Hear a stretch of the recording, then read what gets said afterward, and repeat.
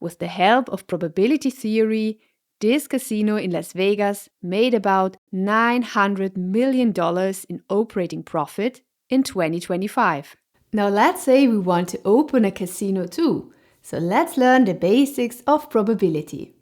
First of all, what is probability? Probability is just a way to measure how likely something is to happen. That's it. If something is impossible, its probability is 0. If something is guaranteed, its probability is 1. And everything else is somewhere in between. For example, imagine a normal 6-sided die with numbers 1 through 6. What's the probability of rolling a 7? It's 0 because it's impossible. What's the probability of rolling any number from 1 to 6? It's 1 because it's guaranteed. And the probability of rolling a specific number, for example a 3, is somewhere between 0 and 1. So probability is really about answering one question. How likely is an outcome? To answer that, we first need 3 basic concepts: outcome, event, and sample space. And just a quick note, if you like, you can also read about this in our book, Probability Theory. So let's get started. So what is an outcome? That's simple. An outcome is one possible result. If you flip a coin, one possible outcome is heads. The other possible outcome is tails. If you roll a die, one possible outcome is 1, and the other possible outcomes are 2, 3, 4, 5, and 6. On a roulette table in a casino, when the wheel spins, one possible outcome is the ball landing on 0. But of course, it could also land on any number up to 36. Each of these numbers is an outcome, one possible result of the spin. Now we know what an outcome is, just one possible result. But what is an event? While an outcome is one possible result, an event groups together one or more outcomes that we are interested in. For example, suppose we are playing a game in which we win if we roll either a 3 or a 4. Then we can write the event we are interested in as A is 3 and 4. And don't worry about the curly braces. We use them to group things together. Here we show that event A includes the outcomes 3 and 4. So now we want to know the probability of that event. We simply write this as P of A. Here P stands for probability and A stands for the event. So P of A means the probability of event A. Okay, but how do we calculate probability? For that we need a sample space. What is the sample space? The sample space is simply the list of all possible outcomes. So if you flip a coin, the only possible outcomes are heads and tails. So the sample space is heads and tails. Omega is the sample space, and just like events, we write the sample space in curly braces. And for a die roll, the sample space is 1, 2, 3, 4, 5, and 6, since those are all possible outcomes. So now we have the basic ingredients: possible outcomes, events, and the sample space. That means we are ready to ask, how likely is an event? If all outcomes are equally likely, then the probability of an event is the number of outcomes in the event divided by the total number of outcomes. So if we want the probability of rolling a 4, that is one possible outcome out of 6 possible outcomes. So the probability is 1/6. Or if we want the probability of rolling a 4 or a 5, there are 2 favorable outcomes out of 6 possible outcomes. So the probability is 2 out of 6. And in general terms, we can write it like this. Here, A is our event, for example, rolling a 4 or a 5. P of A tells us the probability of that event. So it tells us how likely it is to roll a 4 or a 5. The bars around A represent the number of outcomes in the event. In this case, there are 2. And the bars around omega represent the number of outcomes in the sample space, which is 6 here. So the probability of rolling a 4 or a 5 can be written like this. Here we have the event with the 2 outcomes, and there we have the sample space. Therefore, we get 2 out of 6. Okay, great.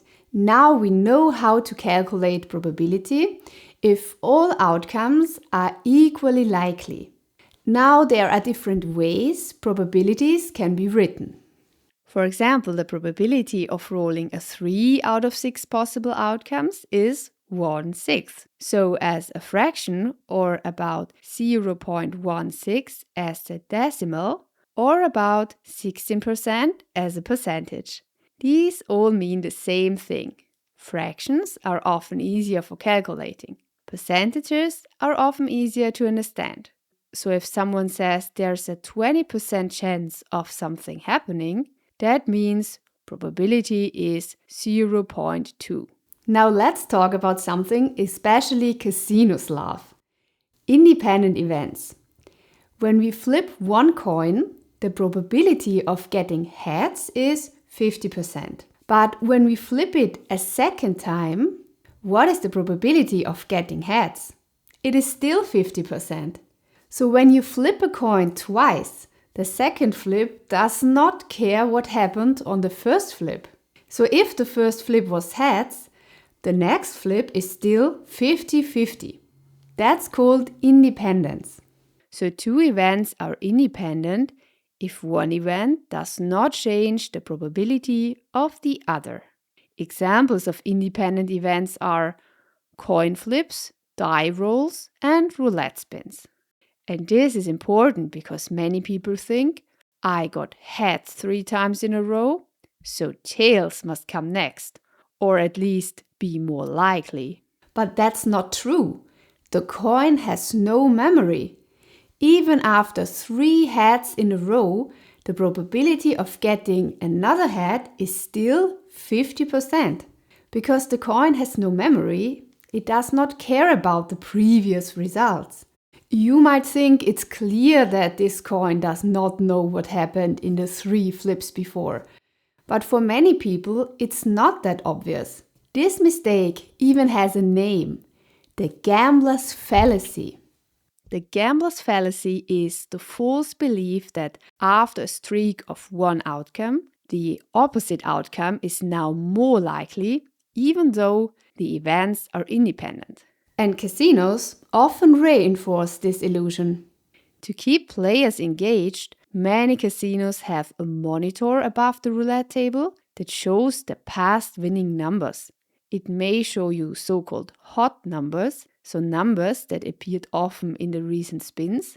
It may also show cold numbers, numbers that appeared less often. Sometimes it even shows the percentage of odd and even numbers, or red and black.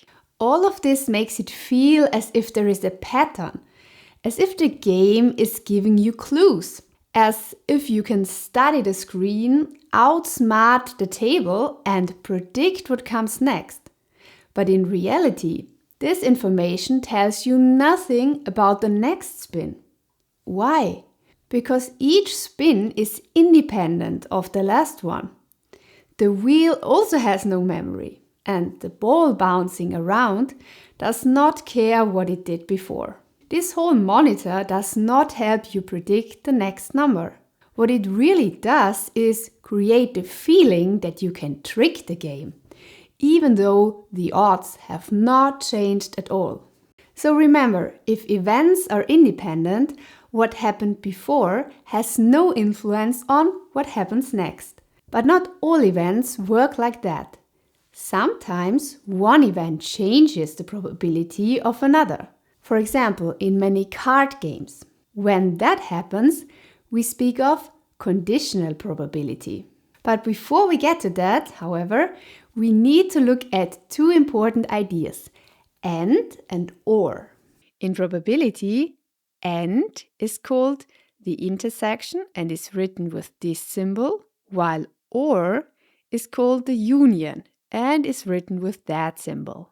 So if we have two events, A and B is written like this, and A or B is written like that. Okay, let's have a closer look at AND.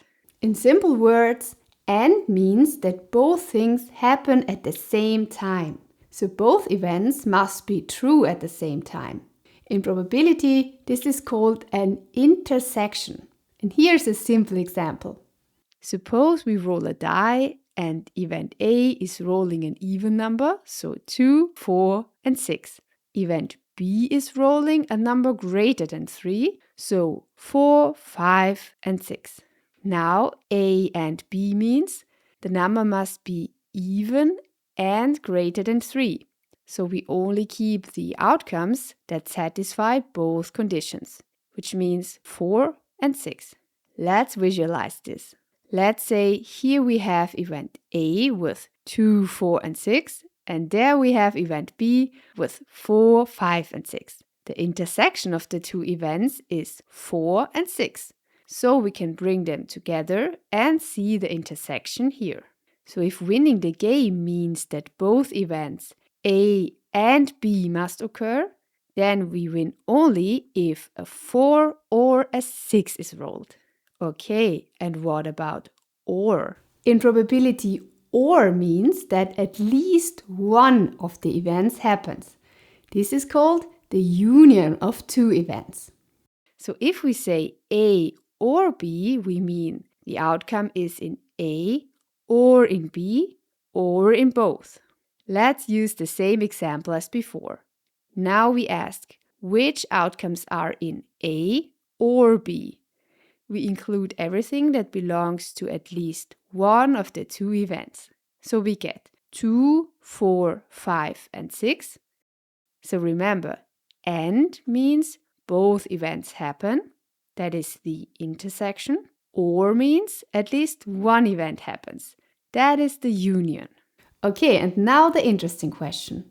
Why do casinos make so much money? Casinos are built around games that look random in the short term, but are predictable in the long term. That is the key idea. A player can absolutely win a round. A player can even win many rounds in a row. But if thousands of players play thousands or millions of rounds, the math starts to dominate. And the math usually favors the casino. This advantage is called the house edge. The house edge is a small mathematical advantage built into the game. And small is important here. Casinos do not need to win big on every round. They just need a tiny advantage repeated over and over again. Let's look at a simple example. Roulette. Imagine a roulette wheel with numbers from 0 to 36. That means there are 37 possible outcomes. If your number comes up, you win 35 euros and you also get your 1 euro back. If it does not, you lose your 1 euro. At first, that sounds fair, but this is where probability comes in. The chance that your exact number appears is only 1 out of 37, because the wheel also includes 0. So there are 37 numbers, not 36. However, if you win, the casino pays only 35 euros plus your euro. Now imagine betting 1 euro on every number from 0 to 36. You would need to bet 37 euros in total. No matter which number comes up, only one of your bets would win, and you would receive 36 euros. So overall, you would still lose 1 euro. So even though the game may look fair, on average, you lose 1 euro for every 37 euros you bet. So casinos design the payout so that over many rounds, the average result is slightly in their favor. This example also introduced three important concepts: expected value, variance, and the law of large numbers. The expected value tells us the average result we can expect if we repeat the same game many times. In roulette, the expected value is negative, which means that in the long run, the player loses money on average. In roulette, if you give the casino €1, the expected value is that you get back only 97.3 cents on average, while the casino keeps 2.7 cents. However, expected value describes only the average result, not how much the outcome can change from game to game. This is where variance comes in. Variance describes how much the result can differ from one game to another. In the short run, outcomes can vary a lot. Sometimes you win, sometimes you lose, and the results may be far from the average. But if we repeat the game many times, these short-term fluctuations begin to balance out. This is exactly what the law of large numbers describes. The law of large numbers says that if you repeat the game often enough, the average outcome will get closer and closer to the expected value. So over time, the casino's advantage becomes more and more visible. But so far, we've only talked about independent events. But what if one event depends on the outcome of another? That's where conditional probability comes in. We'll explore that in my next video. My name is Hannah, and I hope to see you soon.